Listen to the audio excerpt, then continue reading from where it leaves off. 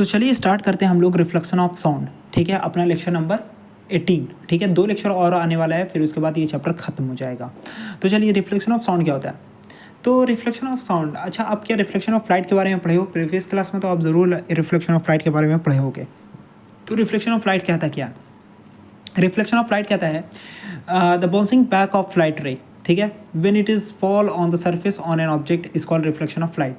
मतलब लाइट का bounce back होना, जैसे अगर हम लोग किसी बॉल को मारते हैं ना किसी दीवार पर, तो बॉल जो है वो बाउंस बैक आता है, टकरा करके वापस आता है। Same as it is. ठीक है, रिफ्लेक्शन ऑफ लाइट भी है। ठीक है, वैसे ही आपको जो है वो रिफ्लेक्शन ऑफ साउंड भी है। अच्छा, आप लाइट में, रिफ्लेक्शन ऑफ लाइट में 2 लॉज भी पढ़े होंगे कि जो इंसिडेंट रे है, रिफ्लेक्टेड रे है एंड नॉर्मल है, वो तीनों एक ही प्लेन पर लाई करता है। और दूसरा लॉ था कि एंगल ऑफ इंसिडेंस और एंगल ऑफ रिफ्लेक्शन वो दोनों क्या है, आपस में इक्वल होता है। ठीक है, ये दोनों लॉ आप पढ़े होंगे। यहाँ पर भी सेम लॉ है। ठीक है, मतलब कि रिफ्लेक्शन ऑफ लाइट और रिफ्लेक्शन ऑफ साउंड ये दोनों सेम, एक ही जैसा ही है, सिमिलर है, कोई चेंज नहीं है। ठीक है, बस वहाँ पर साउंड था, यहाँ पर क्या है, लाइट है। अच्छा, वहाँ पर लाइट क्या हो रहा था, सरफेस से टकरा करके वापस आ रहा था। यहाँ पर क्या था, यहाँ पर क्या है, साउंड वेव सरफेस से टकरा करके वापस आएगा। तो चलिए इसका डिफिनेशन समझ लेते हैं कि रिफ्लेक्शन ऑफ साउंड का क्या होता है। Definition, the bouncing back of sound wave. ठीक है, मतलब कि साउंड वेव का बाउंस बैक होना when it strike on a hard surface, जब वो किसी हार्ड सरफेस पर स्ट्राइक करता हो and bounce back into the same medium is called reflection of sound. ठीक है, उसी को हम लोग क्या कहते हैं, रिफ्लेक्शन ऑफ साउंड कहते हैं। मतलब कि साउंड वेव का किसी हार्ड सरफेस से टकरा करके वापस आना उसी मीडियम में, उसी को हम लोग क्या कहते हैं, रिफ्लेक्शन ऑफ साउंड कहते हैं। ठीक है, फिर से बोल दे रहे हैं, the bouncing back of sound wave. ठीक है, मतलब कि साउंड वेव का वापस आना। ठीक है, when it strike on a hard surface into the same medium, जब वो किसी हार्ड सरफेस से टकराता है और उसी मीडियम में आ जाता है वापस। ठीक है, this is called reflection of sound. तो इसी को हम लोग क्या कहते हैं, रिफ्लेक्शन ऑफ साउंड कहते हैं। तो एक बार डेफिनेशन जरूर पढ़िएगा आप। ठीक है, तो क्या रिफ्लेक्शन ऑफ साउंड के बारे में आपको समझ में आया? क्या होता है रिफ्लेक्शन ऑफ साउंड, क्या कहता है, bouncing back of sound wave. देखिए, साउंड वेव का टकरा करके वापस आना। अगर मान लेते हैं ये सरफेस है, ठीक है, तो अब साउंड वेव क्या होगा कि इस सरफेस से टकराया और वापस आ गया। ठीक है, इस सरफेस से, ठीक है, टकरा करके बाउंस बैक कर गया इस सरफेस से, तो इसी को हम लोग क्या कहते हैं, रिफ्लेक्शन ऑफ साउंड कहते हैं। अगर मान लेते हैं साउंड वेव वैसे आया और टकरा करके साउंड वेव वापस वही एयर वाले मीडियम में चला गया, तो इसी को क्या कहते हैं हम लोग, रिफ्लेक्शन ऑफ साउंड कहते हैं। और ये क्या है, ये मेरा एक हार्ड सरफेस है। बात समझ में आया कि रिफ्लेक्शन ऑफ साउंड क्या होता है। चलिए अब इसके लॉस के बारे में डिस्कस कर लेते हैं कि इसका लॉस क्या होता है। पहला लॉ कहता है कि जो इंसिडेंट वेव है, सॉरी रे नहीं है यहाँ पर, वेव है, तो इंसिडेंट वेव है और रिफ्लेक्टेड वेव है और नॉर्मल, ये तीनों एक ही प्लेन पर लाई करता है। और दूसरा इसका लॉ है कि angle of incidence is equal to the angle of reflection. ठीक है, तो सबसे पहले आपको हम समझा देते हैं। अगर ये लाइट वेव है, ठीक है, अगर मान लेते हैं यहाँ पर कोई सरफेस है, यहाँ पर हम मान लेते हैं ये सरफेस हमारा हाथ। ठीक है, अब लाइट वेव क्या आ रहा है यहाँ पर, सॉरी लाइट वेव बोल रहे हैं, साउंड वेव क्या आ रहा है यहाँ पर से आया इस सरफेस पर। ये सरफेस क्या है, मेरा हाथ है। साउंड वेव इस सरफेस पर क्या हुआ, टकराया। ठीक है, यहाँ पर अब ये टकरा करके वापस गया। ठीक है, तो ये हो गया मेरा, ये हुआ मेरा इंसिडेंट वेव। जो वेव सरफेस पर स्ट्राइक करता है उसको हम लोग कहते हैं इंसिडेंट वेव। अब जो वेव सरफेस से रिफ्लेक्ट करता है उसको हम लोग क्या कहते हैं, रिफ्लेक्टेड वेव। ठीक है, और ये रहा मेरा नॉर्मल। ठीक है, नॉर्मल जो होता है वो क्या होता है, सरफेस के परपेंडिकुलर होता है। ठीक है, ये रहा सरफेस, और सरफेस के 90 डिग्री पर, क्या ये 90 डिग्री है यहाँ से, क्या ये 90 डिग्री बनता है, ये वाला मतलब यहाँ से यहाँ ये 90 डिग्री बन रहा है, सरफेस के परपेंडिकुलर होता है, तो इसी को क्या कहते हैं हम लोग, नॉर्मल कहते हैं। बात समझ में आया? तो ये हो गया मेरा नॉर्मल। तो देखिए फिर से बता दे रहे हैं, इंसिडेंट वेव, जो वेव सरफेस पर स्ट्राइक कर रहा है तो उसको हम लोग कहते हैं इंसिडेंट वेव। अब जो वेव सरफेस से रिफ्लेक्ट करता है उसको हम लोग क्या कहते हैं, रिफ्लेक्टेड वेव। और नॉर्मल हमेशा क्या होता है, सरफेस के परपेंडिकुलर होता है। सरफेस मतलब कि साउंड जहाँ पर स्ट्राइक कर रहा है उसी को क्या कहते हैं हम लोग, सरफेस। ये मेरा एक सरफेस हो गया, हार्ड सरफेस। अब यहाँ पर से साउंड रिफ्लेक्ट किया। अच्छा, ये जो इंसिडेंट वेव है, रिफ्लेक्टेड वेव है और ये नॉर्मल है, ये तीनों क्या करता है, एक ही प्लेन पर लाई कर रहा है। देखिए किस प्लेन पर ये लाई कर रहा है, इस वाले पेपर, इस पेपर वाले प्लेन पर ये क्या कर रहा है, लाई कर रहा है। ऐसा नहीं है कि इंसिडेंट वेव यहाँ है और रिफ्लेक्टेड वेव जो है वो मेरे इस वाले प्लेन पर है, मेरे हाथ वाले प्लेन पर है। प्लेन चेंज नहीं हुआ है, देखिए तीनों एक ही प्लेन पर रहता है। ऐसा नहीं है कि इंसिडेंट वेव यहाँ से आया और रिफ्लेक्टेड वेव यहाँ से निकलेगा, नहीं, ये रिफ्लेक्टेड वेव भी कहाँ से निकलेगा, यहाँ से ही निकलेगा। मतलब ये अगर पेपर वाले प्लेन पर है इंसिडेंट वेव, तो रिफ्लेक्टेड वेव भी किस प्लेन पर होगा और नॉर्मल भी किस प्लेन पर होगा, इसी पेपर के प्लेन पर होगा। अगर मान लेते हैं मेरा सरफेस, मेरा हाथ ना होकर के ये होता, ये होता मेरा सरफेस। ठीक है, ठीक है, और मेरा हाथ यहाँ पर है इस तरीके से। ठीक है, अगर ये सरफेस हुआ, ठीक है, तो ये किस प्लेन पर है, मेरे हाथ के प्लेन पर है ना। इस बार तो पेपर के प्लेन पे नहीं है इंसिडेंट वेव, ये किस प्लेन पर है, मेरे हाथ के प्लेन पर है। देखिए अच्छे से, यहाँ पर ये इंसिडेंट वेव किस प्लेन पर था, ये पेपर के प्लेन पर था। तो रिफ्लेक्टेड वेव भी कहाँ से गया, इस पेपर के ही प्लेन से गया, और नॉर्मल भी कहाँ पर बना, यहीं पर नॉर्मल बना।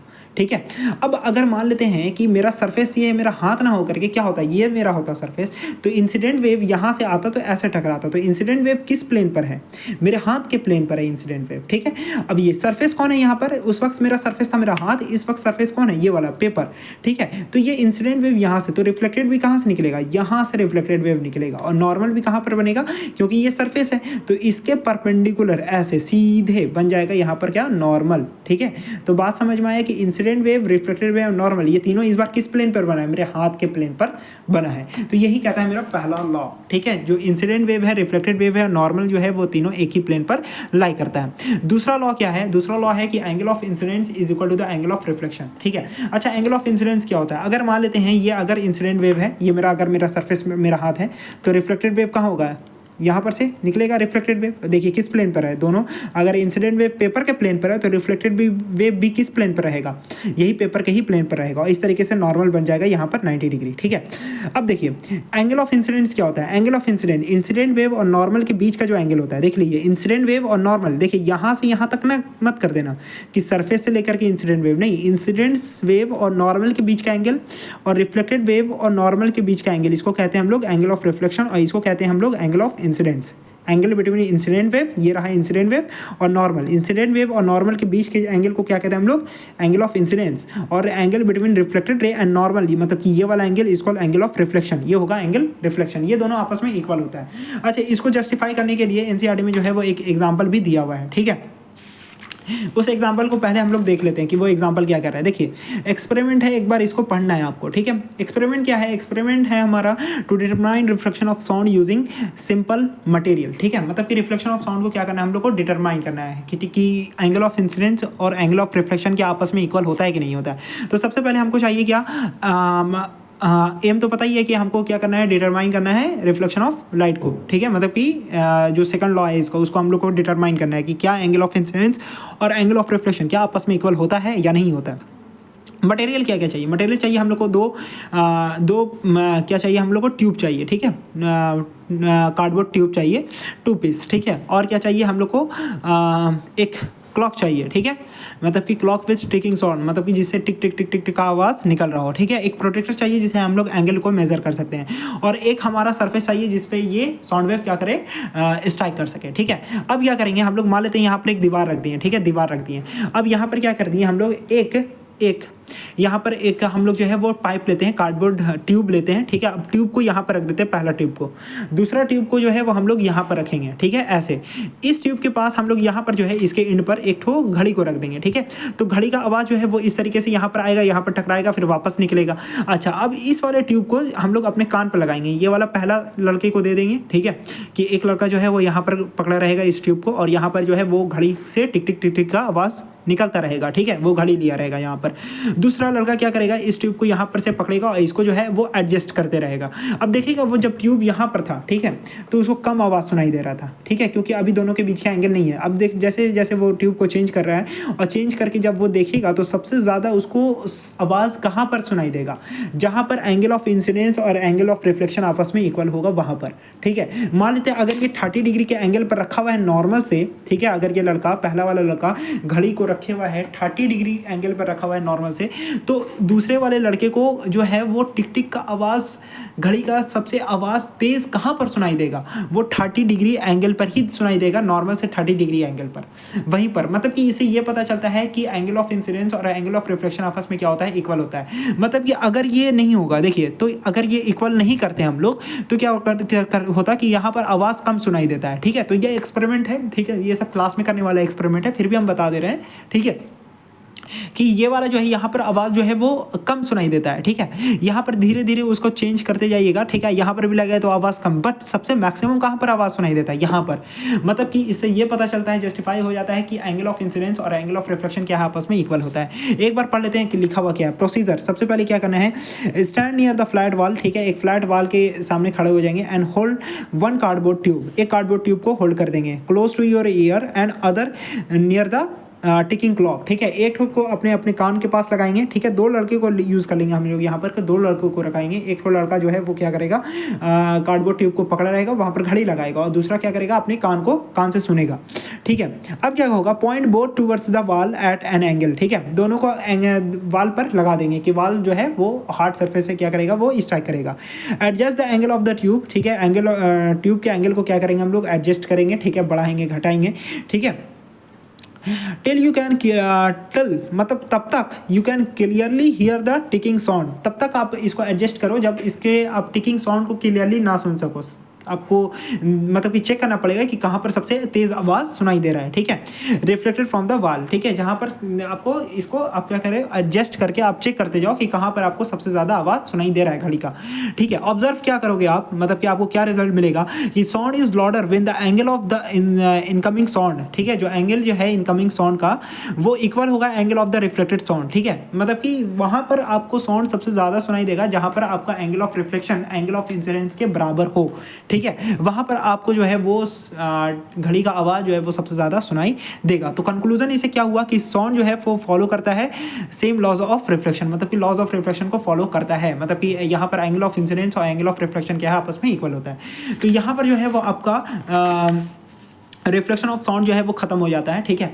फिर से हम बता दे रहे हैं रिफ्लेक्शन ऑफ साउंड क्या होता है। तो रिफ्लेक्शन ऑफ साउंड कहता है कि साउंड का किसी सरफेस से टकरा करके वापस आना, इसी को क्या कहते हैं हम लोग, रिफ्लेक्शन ऑफ साउंड कहते हैं, ठीक है। The bouncing back of sound wave when it strike on a hard surface into the same medium is called reflection of sound. तो इसी को क्या कहते हैं हम लोग, रिफ्लेक्शन ऑफ साउंड कहते हैं। और ये सेम मीडियम में आ जाता है। अगर ये एयर से गया है तो ऐसा नहीं ये सॉलिड में जाकर के अंदर चल जाएगा, नहीं, एयर में ही वापस आ जाता है स्ट्राइक करने के बाद। तो इसी को क्या कहते हैं हम लोग, रिफ्लेक्शन ऑफ साउंड कहते हैं। अगर सिंपली अगर मान लेते हैं अगर आपको एग्जाम में कुछ नहीं याद आ रहा है तो बस खाली क्या लिख देना, the bouncing back of sound wave is called reflection of sound, ठीक है। तो यही हो जाएगा। अच्छा, अब क्या होता है, इसका लॉस क्या होता है, ठीक है। अगर मान लेते 2-3 नंबर का आ गया क्वेश्चन तो बस खाली ये इसका ये वाला ऊपर वाला डिफिनेशन नहीं लिख देना, इसके साथ आपको उसका लॉस भी लिखना है। तो लॉस क्या होता है, 2 लॉस होते हैं। सेम लॉस जो है लॉस ऑफ लाइट भी होता है, रिफ्लेक्शन ऑफ लाइट, ठीक है। तो यहाँ पर पहला लॉ क्या होता है, the incident wave, the reflected wave and the normal all lie in the same plane at the point of incidence. बता दिए हैं कि अगर इंसिडेंट वेव इस पेपर के प्लेन पे, अगर मान लेते मेरा हाथ सरफेस है, ठीक है, तो पेपर पर स्ट्राइक किया और यहाँ पर से रिफ्लेक्टेड वेव वापस आया, ठीक है, और नॉर्मल बन जाएगा सरफेस के परपेंडिकुलर। ये मेरा सरफेस था, तो ये तीनों इंसिडेंट वेव, रिफ्लेक्टेड वेव और नॉर्मल, ये तीनों किस प्लेन पर है, ये तो सरफेस हुआ। प्लेन किस प्लेन पर है, ये पेपर वाले प्लेन पर है। तीनों एक ही प्लेन पर लाई करता है। अगर मान लेते हैं इस वक्त मेरा सरफेस ये ना हो करके ये रहता मेरा सरफेस, तो इंसिडेंट वेव ऐसे आकर के टकराता, रिफ्लेक्टेड वेव यहाँ से निकलता, और नॉर्मल हम लोग ये सरफेस क्योंकि ये पेपर है तो पेपर के परपेंडिकुलर रखेंगे। तो ये तीनों किस प्लेन पर लाई कर रहा है, देख लो मेरे हाथ के प्लेन पर ये तीनों लाई कर रहा है। तो ये तीनों जो होता है वो सेम प्लेन पर होता है। दूसरा लॉ क्या था कि एंगल ऑफ इंसिडेंस और एंगल ऑफ रिफ्लेक्शन क्या होता है, आपस में इक्वल होता है। तो इसको चेक करने के लिए हम लोग जो है वो एक एक्सपेरिमेंट को यूज, मतलब कि एक एक्सपेरिमेंट किया कि हम लोग 2 ट्यूब लिए, कार्डबोर्ड ट्यूब लिए, और एक वाल मतलब वाल के पास उसको लगाएं, एक के पास हम लोग घड़ी लगाएं और दूसरे को अपने कान के पास लगाएं, ठीक है। अब क्या किए हम लोग, इसको एडजस्ट किए हैं। तो एडजस्ट जैसे जैसे कर रहे थे तो हमको मतलब कि आवाज़, टिकिंग साउंड का सबसे ज़्यादा आवाज़ कहाँ पर सुनाई दे रहा था, जब मेरा एंगल ऑफ रिफ्लेक्शन, ये वाला जो एंगल ऑफ रिफ्लेक्शन जब एंगल ऑफ इंसिडेंस के बराबर हो गया था, तब वहाँ पर हमको टिकिंग का साउंड का जो आवाज़ जो है वो सबसे ज़्यादा मैक्सिमम सुनाई दे रहा था। नहीं तो इधर उधर करने में जो है वो आवाज़ जो है वो धीरे धीरे सुनाई दे रहा था। लेकिन आवाज़ सबसे तेज़ कहाँ पर सुनाई दे रहा था, यहाँ पर। मतलब कि जो वेव आ रहा था वो कैसे जा रहा था, इधर से जा रहा था, यहाँ पर से। अगर इधर से वेव जा रहा था, मतलब कि अगर देखिए यहाँ से जा रहा था, अगर हम लोग ट्यूब को यहाँ पर रखते तो आवाज़ क्या आता, कम आता ना, ये नहीं सुनाई देता। अगर यहाँ पर रखते तो आवाज़ नहीं सुनाई देता। अगर हम मान लेते हैं अगर ये एक्सपेरिमेंट जब आप करते हो क्लास में, ठीक है, तो मान लेते हैं क्लास में अगर आप एक्सपेरिमेंट करते हैं, हम कराते हैं, तो क्या होता है कि यहाँ पर हम क्या करते हैं, आपको 2 कार्डबोर्ड ट्यूब दे देते हैं, ठीक है, मतलब कि एक ट्यूब कोई भी पाइप दे देते हैं हम, ठीक है। अब पाइप दे देते हैं तो पाइप देने से क्या होता कि आप एक पाइप को अपने कान के पास लगाते, एक पाइप को घड़ी के पास लगाते, दोनों को वाल के पास लगा देते हैं। अब आप क्या ऑब्जर्व करते हैं, जब आपका यहाँ पर एंगल 30, मान लेते हैं इसको 30 डिग्री के एंगल पर रखते हैं हम लोग, ठीक है, इसको इस तरीके से एडजस्ट करते हैं, और दूसरे को हम लोग 30 पर नहीं रखते हैं, हम लोग इसको एडजस्ट करते हैं। तो पहले जब आप यहाँ पर रखोगे ना पाइप को, तो आवाज़ नहीं सुनाई देगा, ठीक है, या बहुत कम सुनाई देगा आवाज़। यहाँ पर आप इसको एडजस्ट करते जाओ, यहाँ पर भी रहेगा। अब जब आप इसको यहाँ पर लाओगे तो आवाज़ आपको क्या होगा, मैक्सिमम सुनाई देगा, ठीक है। तो इस तरीके से आप क्या बोल सकते हो कि हाँ, यहाँ पर जो है वो जो साउंड जो है वो रिफ्लेक्शन ऑफ, मतलब कि यहाँ पर सेकंड लॉ को फॉलो करता है कि एंगल ऑफ इंसिडेंस और एंगल ऑफ रिफ्लेक्शन क्या है, आपस में इक्वल होता है, ठीक है। अब लास्ट में इसका कंक्लूजन क्या है कि साउंड जो है वो फॉलो करता है same laws of reflection of light, ठीक है। मतलब कि रिफ्लेक्शन ऑफ लाइट के भी लॉ को यहाँ पर क्या करता है, फॉलो करता है। मतलब कि जो लॉ रिफ्लेक्शन ऑफ लाइट का जो लॉ है वो भी साउंड जो है वो यहाँ पर फॉलो करता है, ठीक है। तो इस तरीके से हम लोग बोल सकते हैं। अब आपको यहाँ पर जो है वो ये सब तो समझ में आया होगा कि इंसिडेंट वेव क्या होता है। मतलब कि जो वेव जो सरफेस पर स्ट्राइक कर रहा है उसको हम लोग क्या कहते हैं, इंसिडेंट वेव, ठीक है।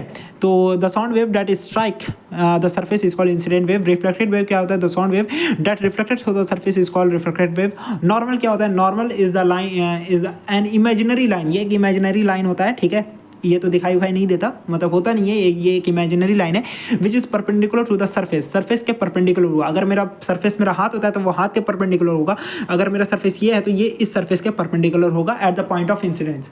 पॉइंट ऑफ इंसिडेंट मतलब कि जिस पॉइंट पर इंसिडेंट वेव जो है वो आकर के स्ट्राइक करता है सरफेस पे, उसी को हम लोग क्या कहते हैं, पॉइंट ऑफ इंसिडेंस। तो ये मेरा पॉइंट ऑफ इंसिडेंस हो जाएगा, ठीक है। अब यहाँ पर देखिए क्या होता है, angle of incidence, angle between incident wave and normal is called angle of incidence. और एंगल ऑफ रिफ्लेक्शन क्या होता है, angle between reflected ray and normal is called angle of reflection. चलिए हम देख लेते हैं यहाँ पर क्या है कि एक क्वेश्चन है यहाँ पर, find the angle of incidence and the angle of reflection when incident wave is perpendicular to the surface, ठीक है। अब आपको यहाँ पर क्या करना है, जब इंसिडेंट वेव सरफेस के परपेंडिकुलर होता है तब क्या होगा। देखिए इंसिडेंट वेव इस तरीके से आया है, अब सरफेस क्या है मेरा ये, ठीक है। अब रिफ्लेक्टेड वेव क्या होता है वो, अच्छा एक बात बताइए, ये अगर इंसिडेंट वेव सरफेस के परपेंडिकुलर होता है, अगर ऐसे होता तो रिफ्लेक्टेड वेव यहाँ से ऐसे निकलता, ठीक है। ऐसे अगर ऐसे होता तो क्या होगा, तो अगर ऐसे होगा तो रिफ्लेक्टेड वेव क्या होगा, जिस पाथ से आया वैसे ही उसी पाथ से वापस आ जाएगा, मतलब सेम पाथ से वापस आ जाएगा। तो दोनों के बीच का जो है एंगल क्या है, ठीक है। यहाँ पर पूछ रहा है find the angle of incidence and angle of reflection, ठीक है, when the incident wave is perpendicular to the surface। अब ये इंसिडेंस वेव जो है वो सरफेस के परपेंडिकुलर है, तो रिफ्लेक्टेड वेव भी क्या होगा, इसी पाथ के अराउंड वापस आ जाएगा, ठीक है। कोई चेंज नहीं होगा क्योंकि ये एंगल पर नहीं है, ये सरफेस के परपेंडिकुलर है, तो सीधा आ जाएगा ये वेव, मतलब कि साउंड वेव, रिफ्लेक्टेड वेव वापस आ जाएगा। अच्छा अब नॉर्मल भी कहाँ पर बनेगा, नॉर्मल भी ऐसा ही बनेगा, सीधा परपेंडिकुलर टू द सरफेस होता है। तो देखिए ये भी सरफेस के परपेंडिकुलर, नॉर्मल तो सरफेस के परपेंडिकुलर होता ही है, और रिफ्लेक्टेड भी इसी पाथ से वापस आएगा। तो क्या हम बोल सकते हैं कि एंगल ऑफ इंसिडेंट, मतलब कि इंसिडेंट वेव और नॉर्मल के बीच का एंगल कितना है, 0 डिग्री, क्योंकि दोनों परपेंडिकुलर सरफेस के, दोनों सरफेस से 90 डिग्री पर है, तो मतलब कि दोनों के बीच पर एंगल है ही, मतलब 0 डिग्री है, ठीक है। अच्छा रिफ्लेक्टेड भी इसी पाथ से आया, अच्छा नॉर्मल भी सरफेस के परपेंडिकुलर और रिफ्लेक्टेड वेव भी सरफेस के परपेंडिकुलर, मतलब इन दोनों के बीच का भी एंगल क्या है, 0 डिग्री है। तो ये जो है वो एक जनरल क्वेश्चन आ सकता है 1-1 मार्क्स का, ठीक है, कि अगर क्या हो कि अगर इंसिडेंट वेव और रिफ्लेक्टेड वेव सरफेस के परपेंडिकुलर हो तो क्या होगा।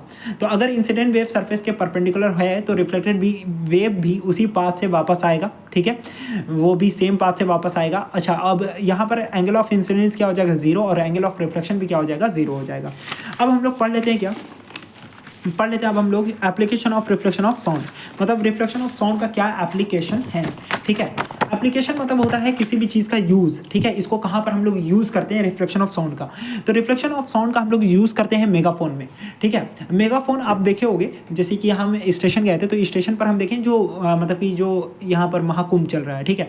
तो महाकुंभ चलने की वजह से स्टेशन पर जो है ना वो जो है वो एक मतलब कि जो अपने दोस्त को गए थे हम छोड़ने के लिए वहाँ पर, तो वहाँ पर होता क्या है कि ये पुलिस जो है वो इंस्ट्रक्शन दे रहा था, ठीक है, मेगाफोन लेकर के। तो मेगाफोन से आवाज़ थोड़ा ज़ोर से सुनाई देता, तो ये देखिए ये रहा मेगाफोन, ठीक है।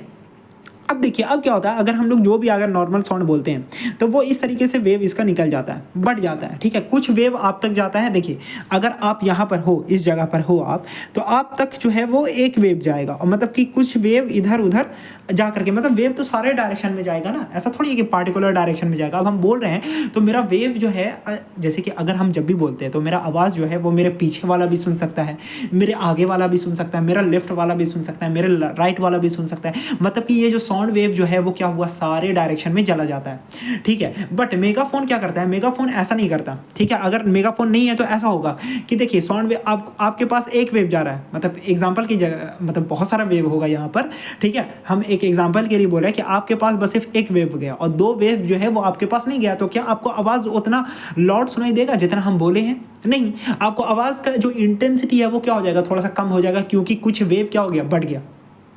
बात समझ पा रहे हो मेरे बात को, ठीक है। मतलब कि अब यहाँ पर अगर अगर हम जब भी बोलते हैं तो मेरे आवाज़ की इंटेंसिटी क्या हो जाती है, बढ़ जाती है। अगर वही आप क्या करो, अपने मुंह पर हाथ इस तरीके से रख करके बोलो, ठीक है, इस तरीके से हाथ रख करके बोलो हेलो, ठीक है। तो देखो अभी हम बोले हेलो, ठीक है, तो यहाँ पर आपको क्या हो रहा है, मेरा आवाज़ हम उतना ही स्पीड से बोल रहे हैं, लेकिन आपको ये आवाज़ क्या हुआ, ज़्यादा सुनाई दिया, ठीक है, हेलो, ठीक है। तो आपको आवाज़ क्या हो रहा है, ज़्यादा सुनाई दे रहा है। मतलब कि हो क्या रहा है यहाँ पर ये हो रहा है कि सेम यहाँ पर भी मेगाफोन का भी वैसा ही वर्किंग होता है। होता क्या है, जब यहाँ पर साउंड वेव आता है, मान लेते हैं 3 वेव निकला, तो ये जो वेव जब इसके अंदर जाता है तो ये मतलब कि एक नैरो एंड होता है, इसका एक एंड बड़ा एंड होता है। अब नैरो एंड से जो क्या होता है, वेव जाता है, साउंड वेव रिफ्लेक्ट कर जाता है अंदर। वेव जो है वो कहीं खर्चा नहीं होता, वो जो है वो एक मतलब कि अरेंज हो करके, ठीक है, एक मतलब कि वेव जो है वो वेस्ट ना हो करके, एनर्जी को वेस्ट ना करते हुए आप तक तीनों वेव आ जाएगा। तो आपको ये आवाज़ क्या सुनाई देगा, हेलो का थोड़ा लॉड सुनाई देगा, अगर हम उसी आवाज़ उसी एनर्जी के साथ बोलते हैं फिर भी, ठीक है। तो देखिए अगर हम लोग ऐसे बोलते हैं नॉर्मल, मतलब कि अगर कोई भी मेगाफोन वगैरह नहीं है, ठीक है, तो यहाँ पर आवाज़ क्या हो जाता है, वहाँ पर हर जगह छितरा आ जाता है, ठीक है, वेव एनर्जी जो है वो क्या हो जाता है, हर जगह जगह बढ़ जाता है, आपके पास पूरा नहीं गया है एनर्जी। लेकिन अगर यहीं पर अगर हम लोग क्या करते हैं,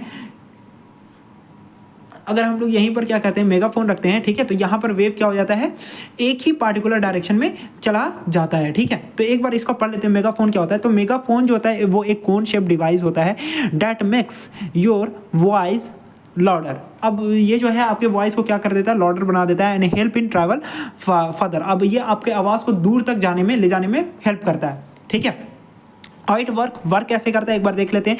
when you speak into the narrow and, जब आप नैरो एंड में बोलते हो, यहाँ पर जब आप बोलते हो, ठीक है, तब होता क्या है, sound wave enter into the megaphone, sound wave megaphone के अंदर चल जाता है। अब हम लोग जब भी बोलते हैं तो मेगाफोन के, जैसे कि ऐसे जब हम हाथ करके बोल रहे थे, हाथ को दूर करके नहीं बोले, हाथ को पास करके बोले, क्या बोले, हाथ को पास करके बोले, तो आपको आवाज़ भी क्या सुनाई दे रही है, मेरी आवाज़ आपको जोर से सुनाई दे रही है, कि नहीं दे रही है, ठीक है। तो उसी तरीके से जब हम लोग अपने माउथ को यहाँ पर मेगाफोन के पास टच करके बोलते हैं, ठीक है, मुंह को सटा करके बोलते हैं, देखिएगा मेगाफोन से जब भी कोई बोलता है, या आप अगर आप हाथ को अगर इस तरीके से हाथ, जैसे अभी हम बोल रहे हैं, ठीक है, अगर आप हाथ को दूर रख करके बोलते हो, ठीक है, ऐसे मुंह छिपा करके जब आप बोलते हो, हाथ को ऐसे करके दूर रख करके बोलते हो ना हाथ को, तो यहाँ पर फिर वो इंटेंसिटी फील नहीं होती। लेकिन वही अगर आप पास रख करके बोलते हो तो इंटेंसिटी फील होती है, ठीक है, क्योंकि सारा वेव जो है वो कहाँ जा रहा है, मेगाफोन के अंदर जा रहा है। तो इस तरीके से मेगाफोन के अंदर जो है वो कोई भी मुंह सटा करके बोलता है, ठीक है। अब यहाँ पर वो अपना मुंह सटा करके बोलता है, तो कुछ भी बोलता है तो साउंड वेव यहाँ पर से रिफ्लेक्ट हो जाता है, ठीक है।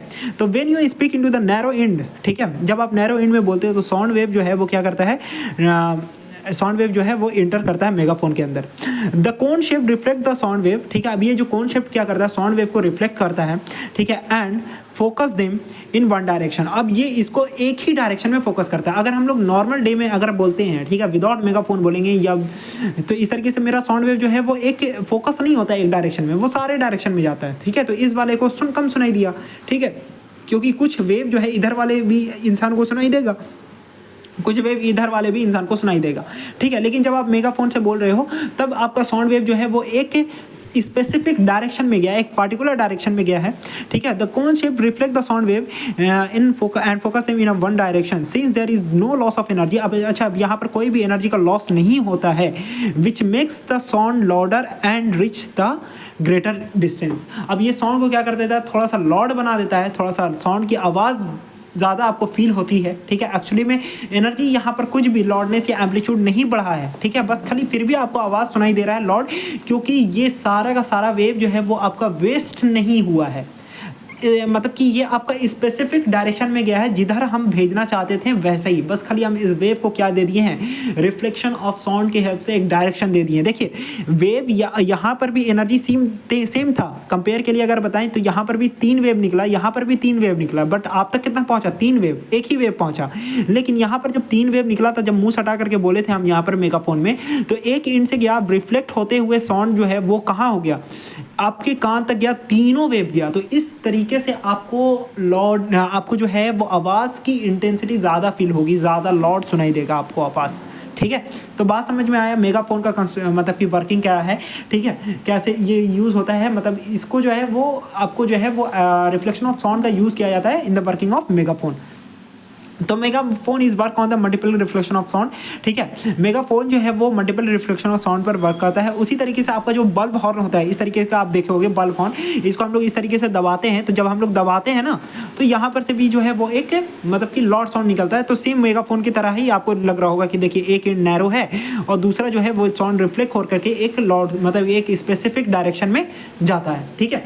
तो ऐसा ही मेगाफोन का ही वर्किंग होता है। नेक्स्ट है हमारा क्या, रिफ्लेक्शन ऑफ साउंड का दूसरा एप्लीकेशन है। पहला एप्लीकेशन क्या था, reflection megaphone is work on the multiple reflection of sound, ठीक है। साउंड के मल्टीपल रिफ्लेक्शन पर वर्क करता है। उसी तरीके से स्टेथोस्कोप जो कि है वो भी मल्टीपल रिफ्लेक्शन ऑफ साउंड पर वर्क करता है। ये भी रिफ्लेक्शन ऑफ साउंड का क्या है, एक एप्लीकेशन है, ठीक है।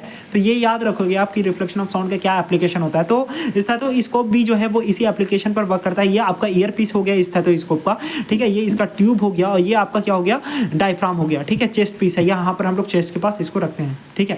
तो स्टेथोस्कोप क्या होता है, अब देखिए जब डॉक्टर यहाँ पर डायफ्राम को आपके मतलब हार्ट के पास रखता है, तब ये हार्ट बीट को क्या करता है, यहाँ पर डायफ्राम का जो है हार्ट बीट की वजह से क्या होता है, वाइब्रेशन की वजह से डायफ्राम जो है मतलब वो जो वाइब्रेशन है वो डायफ्राम के थ्रू, ठीक है, साउंड जो है वो इसके थ्रू रिफ्लेक्ट होते हुए हमारे कानों तक मतलब कि डॉक्टर के कान तक पहुंच जाता है, ईयर पीसेस के पास पहुंच जाता है। इस तरीके से वो हार्ट बीट को बहुत ही आसानी से सुन पाता है, ठीक है। क्योंकि यहाँ पर साउंड वेव को क्या मिल गया, एक स्पेसिफिक डायरेक्शन मिल गया, साउंड वेव वेस्ट नहीं हुआ, ठीक है।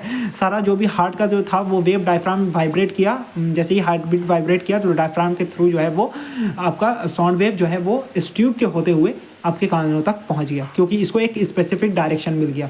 क्योंकि इसको सटा देते हैं ना हम लोग हार्ट के पास, तो इस जिसके वजह से डायफ्राम जो है मतलब सारे साउंड का जो वेव है वो कहाँ चला जाता है, इसी ट्यूब के अंदर चला जाता है और इस तरीके से रिफ्लेक्ट होते हुए हमारे कानों तक पहुंच जाता है। मल्टीपल रिफ्लेक्शन होता है यहाँ पर। तो देखिए स्टेथोस्कोप क्या होता है, stethoscope is a medical instrument use by the doctor, ठीक है। डॉक्टर इसे यूज करते हैं to listen the sound of internal organs, ठीक है। इंटरनल ऑर्गन के साउंड को सुनने के लिए, जैसे कि लंग्स, हार्ट, किडनी नहीं, ठीक है, ये सबको हम लोग जो है सुनने के लिए यूज़ करते हैं, ठीक है, कि ये जो है प्रॉपरली वर्क कर रहा है या नहीं कर रहा है। तो अच्छा अब देखते हैं ये वर्किंग कैसा होता है, कैसे काम करता है ये। तो एक स्टेथोस्कोप जो है work on the principle of multiple reflection of sound, ठीक है। मल्टीपल रिफ्लेक्शन ऑफ साउंड के प्रिंसिपल पर ये काम करता है। वेन जब कोई डॉक्टर जो है प्लेस करता है स्टेथोस्कोप को, ठीक है, ऑन योर चेस्ट, आपके चेस्ट पर, तो साउंड जो है made by your heart and lungs create vibration. इसके वजह से जो है वो एक वाइब्रेशन क्रिएट होता है, ठीक है। अब इसके वजह से जो है वो डायफ्राम क्या होता है, वाइब्रेट हो जाता है। This vibration hit the diaphragm of the stethoscope, diaphragm को हिट करता है। अब ये जो साउंड वेव, जो ये वाइब्रेशन है वो ट्यूब के थ्रू ट्रैवल होते हुए, ठीक है, रबर ट्यूब के थ्रू ट्रैवल होते हुए स्टेथोस्कोप के से आपके डॉक्टर के ईयर तक पहुंच जाता है, जिसकी वजह से वो जो है वो आपके मतलब कि हार्ट बीट को सुन सकते हैं, ठीक है, लंग्स को देख सकते हैं कि है कि सही है कि नहीं। The tube are design in such a way, tube को इस तरीके से डिज़ाइन किया जाता है कि ये जो है वो साउंड वेव को ज़्यादा से ज़्यादा रिफ्लेक्ट करे, अपने अंदर जितने भी साउंड वेव है उसको रिफ्लेक्ट करे, वेस्ट ना करे, स्पेसिफिक डायरेक्शन में इसको भेज दे। और इस तरीके से हम लोग अच्छा ये जो है वो क्या करता है, so they don't skip the end is the doctor clearly, ठीक है। अब ये जो है साउंड वेव जो है स्किप नहीं करता, वेस्ट नहीं होता ये, ठीक है। ये साउंड वेव जो भी हमारे मतलब कि हार्ट से निकला है, ठीक है, क्योंकि हार्ट भी धीरे वाइब्रेट कर रहा है तो इससे कम साउंड वेव निकलते हैं, ठीक है, वाइब्रेशन स्लो है इसका, ठीक है। लेकिन यहाँ पर भी साउंड वेव जो है वो निकलते हैं और ये जो है स्टेथोस्कोप के डायफ्राम के होते हुए मतलब यहाँ पर साउंड वेव वेस्ट नहीं होता, स्पेसिफिक डायरेक्शन में चला जाता है। इस तरीके से हम लोग क्लियरली जो है वो डॉक्टर हमारे हार्ट को सुन सकते हैं, ठीक है। दूसरा इसका एक और एग्जांपल है, ठीक है, मतलब कि तीनों एप्लीकेशन इंपॉर्टेंट है, ठीक है। तीसरा एप्लीकेशन क्या है कि साउंड वेव मतलब कि रिफ्लेक्शन ऑफ साउंड वेव को यूज़ किया जाता है साउंड बोर्ड में, ठीक है, या कॉन्केव बोर्ड। कॉन्केव बोर्ड क्या होता है कि एक कर्व तरीके का बोर्ड होता है, ठीक है। इसमें साउंड वेव क्या होता है, इस तरीके से टकराता है और ये स्पेसिफिक डायरेक्शन में चला जाता है, साउंड वेव वेस्ट नहीं होता। मसला वही है मतलब कि सेम सारा का जो भी है मतलब कि काम जो है, ठीक है, चाहे वो मेगाफोन रहा या स्टेथोस्कोप हुआ या फिर वो साउंड बोर्ड हुआ, कर्व बोर्ड हुआ, ठीक है, इन तीनों का जो है वो फंक्शन एक जैसा ही है। मतलब कि ये साउंड वेव को क्या करता है, वेस्ट नहीं करता है, एक स्पेसिफिक डायरेक्शन में भेज देता है, साउंड वेव वेस्ट नहीं होता यहाँ पर, जिसकी वजह से हमको आवाज़ जो है वो अच्छी तरीके से सुनाई देती है। अब देखिए यहाँ पर ये कर्व बोर्ड इस तरीके से होता है। अब ये साउंड अगर कोई इंसान यहाँ पर रह करके अगर कंसर्ट कर रहा है, कुछ अगर बोलेगा तो ये आवाज़ यहाँ से रिफ्लेक्ट होते हुए सारे ऑडियंस तक अच्छी तरीके से पहुँच जाएगी एक यूनिफॉर्म वे में, ठीक है। अगर पहले हम फिगर से आपको समझाते थे, फिर बता देते हैं कि लिखा हुआ क्या है, ठीक है। तो देखिए यहाँ पर देखिए फिगर में क्या है कि देखिए ये एक कर्व बोर्ड है, ठीक है, साउंड बोर्ड है। अब यहाँ पर देखिए कि एक जो है वो एक मतलब कि यहाँ पर एक जो है वो पियानो बजा रहा है, ठीक है। अब ये जो पियानो बजा रहा है, अगर मान लेते हैं ये कर्व बोर्ड है, अब ये पियानो से साउंड वेव निकला, ठीक है, इधर गया कुछ ऑडियंस के पास, यहाँ पर ऑडियंस बैठे हुए हैं, तो कुछ वेव इधर निकला और ठीक है, कुछ वेव ऊपर भी जाएगा, ठीक है, चारों तरफ जाता है, हर जगह साउंड वेव जाता है, ठीक है, तो ऊपर गया। तो ये कर्व बोर्ड है, ये इस तरीके से डिज़ाइन है कि ये क्या करता है ना कि रिफ्लेक्शन ऑफ साउंड को इस तरीके से रिफ्लेक्ट करता है साउंड वेव को कि ये ऑडियंस तक प्रॉपरली जाती हैं, ठीक है। देख सकते हो आप यहाँ पर कि ये जो है ना वेव एक दूसरे के साथ मिक्स मैच नहीं हो रही है, टकरा नहीं है, जिसकी वजह से आपका जो आवाज़ है, जो यहाँ पर अगर मान लेते अगर सिंगर गाएगा तो इसका आवाज़ जो है वो ख़राब नहीं होगा, ठीक है। नहीं तो अगर क्या होता है ना बड़े बड़े कॉन्सर्ट में अगर मान लेते हैं ये कर्व बोर्ड नहीं हो तो आवाज़ क्या होता है एक दूसरे के साथ मिक्स हो जाता है साउंड वेव, जिसकी वजह से आवाज़ खराब सुनाई देता है और थोड़ा घन घन का आवाज़ आता है, ठीक है, तो अच्छे तरीके से फिर नहीं सुनाई देता। तो इसलिए हम लोग जो है वो कर्व बोर्ड का यूज़ करते हैं, क्योंकि ये साउंड वेव को एक स्पेसिफिक डायरेक्शन में भेजता है, ठीक है, कि सारे ऑडियंस तक ये साउंड वेव चला जा सके। अगर मान लीजिए अगर इसको कंपेयर करते हैं यहाँ पर, ठीक है, अगर ये एक कर्व बोर्ड ना हो करके साउंड बोर्ड ना हो करके एक प्लेन बोर्ड होता, ठीक है, फ्लैट होता, तो यहाँ पर होता क्या है कि देखिए साउंड वेव इधर से निकला, कुछ इधर गया, कुछ इधर गया, कुछ इधर गया। देखिए साउंड वेव एक दूसरे के साथ क्या हो रहा है, टकरा जा रहे हैं, ठीक है, एक दूसरे को क्रॉस कर रहे हैं, ठीक है। अच्छा, अब देखिए यहाँ पर वाले ऑडियंस को तो सुनाई दे रहा है, ठीक है, वो भी ज़्यादा जोर से सुनाई दे रहा है, लेकिन पीछे वाले ऑडियंस तक पूरा वेव पहुँच भी नहीं पा रहा, ठीक है, उन लोगों को आवाज़ अच्छे से सुनाई भी नहीं दे रहा, ठीक है। मतलब कि इसका हम लोग साउंड बोर्ड इसलिए लगाते हैं कि सारे ऑडियंस को अच्छी तरीके से आवाज़ सुनाई दे और साउंड जो है वो यहाँ पर क्या हो जाता है एक यूनिफॉर्म तरीके से जाता है सारे डायरेक्शन में, ठीक है। एक बार पढ़ लेते हैं लिखा हुआ क्या है। Sound board is a concave board, ये कॉन्केव बोर्ड है या कर्व बोर्ड है इन अ लार्ज हॉल, ठीक है, या ऑडिटोरियम मतलब होता है जहाँ पर बड़ा बड़ा कॉन्सर्ट होता है, ठीक है, जहाँ पर सिंगर वगैरह लोग आते हैं, ठीक है। Use to reflect the sound wave in a specific direction, ये साउंड वेव को जो है वो एक स्पेसिफिक डायरेक्शन में भेजता है, ठीक है। It help in improving the loudness and clarity of sound, और इसके वजह से साउंड जो है उसका लाउडनेस भी इंक्रीज हो जाता है और साउंड का क्लियरिटी भी है अच्छा होता है। क्योंकि हम बताएं, क्योंकि अगर जब साउंड वेव एक दूसरे के साथ मिक्स मैच करेंगे तो इस साउंड वेव का मतलब कि ये क्लियर आवाज़ नहीं सुनाई देगा, थोड़ा घन का आवाज़ आएगा। वहीं अगर आप कर्व बोर्ड लगाते हो तो यहाँ पर साउंड वेव जो है तो वो एक स्पेसिफिक डायरेक्शन में जाता है, ठीक है, और एक दूसरे को मिक्स मैच नहीं करता, जिसकी वजह से आवाज़ का थोड़ा क्लियरिटी आपको अच्छे से सुनाई देता है, ठीक है। हाउ डज इट वर्क, ये कैसे काम करता है। When a sound wave hit the sound board, जब साउंड वेव जो है वो साउंड बोर्ड को हिट करता है, ठीक है, तो क्या होता है they get reflected in a way that they spread evenly, ठीक है, वो इस तरीके से रिफ्लेक्ट होता है कि वो एक इवनली, ठीक है, बराबर तरीके से जो है वो बढ़ सके, ठीक है। This help in improving the loudness and clarity of sound, इसके वजह से लॉडनेस और क्लियरिटी दोनों जो है वो इम्प्रूव हो जाता है, ठीक है। एक बार ये वाला पढ़ लेते हैं, ठीक है, कि एग्जांपल ऑफ साउंड वेव क्या होता है कि कॉन्सर्ट हॉल या ऑडिटोरियम में लगाते हैं, ठीक है, कि इसके वजह से आवाज़ क्या हो क्लियरिटी सुनाई दे, इवनली डिस्ट्रीब्यूट हो साउंड, ठीक है, और आवाज़ का आपको क्लियर सुनाई दे। थिएटर्स में लगाते हैं, ठीक है, चर्च में लगाते हैं, ठीक है, और टेम्पल्स में भी इसका साउंड बोर्ड का इस्तेमाल करते हैं। अच्छा, साउंड बोर्ड का इंपॉर्टेंस क्या है कि ये इंप्रूव करता है साउंड क्वालिटी को, ठीक है, प्रिवेंट इको, ठीक है, इको से बचाता है, ठीक है, आवाज़ के घनघनाहट से बचाता है, ठीक है। रिवर्बरेशन भी लिख सकते हो यहाँ पर, प्रिवेंट इको एंड रिवर्बरेशन, ठीक है,